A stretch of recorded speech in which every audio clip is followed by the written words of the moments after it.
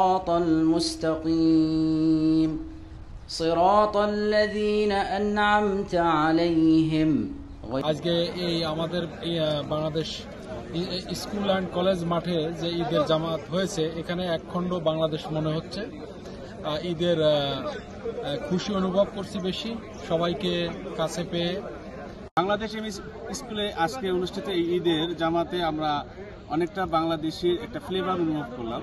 তো সেখান থেকে আমাদের অনেকটা ভালো লেগেছে এবং এই মাঠে যেন বাংলাদেশের কাতার প্রবাসীরা যারা আছে তারা যেন আগামীতে আসে সবাই। এবং সবাইকে ঈদের শুভেচ্ছা। পরিবার পরিজন ছেড়ে সকল প্রবাসী আমরা একসাথে মিলে বাংলাদেশ স্কুল অ্যান্ড কলেজ মাঠে ঈদের নামাজ আদায় করলাম। নামাজ আদায় করার পরে আমরা মোবাইল ফোনে পরিবার পরিজনদের সঙ্গে কথা বলি। আসলে প্রবাসীর ঈদ এভাবেই কাটে, সব কিছু মিলে আলহামদুলিল্লাহ। আমরা বাংলাদেশ স্কুল মাঠে ঈদের নামাজ একসঙ্গে আদায় করেছি। বাংলাদেশ কমিউনিটি সহ বাংলাদেশ দূতাবাসের মান্যবর রাষ্ট্রদূত সহ এখানে উপস্থিত ছিলেন। Rohit trading contracting and servicing এর পক্ষ থেকে কাতার প্রবাসী ও কক্সবাজারবাসীর ঈদের শুভেচ্ছা। ঈদ মোবারক।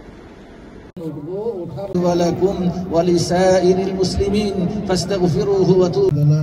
যেই জন্য এই বিধানটি দিয়েছিলেন সেটা হলো আমাদের সবচেয়ে প্রিয় মুঈদাইন قد اجتمعا أن الأكل من لحومها اللذيذة صلاة مكتوبة قائلين الله أكبر.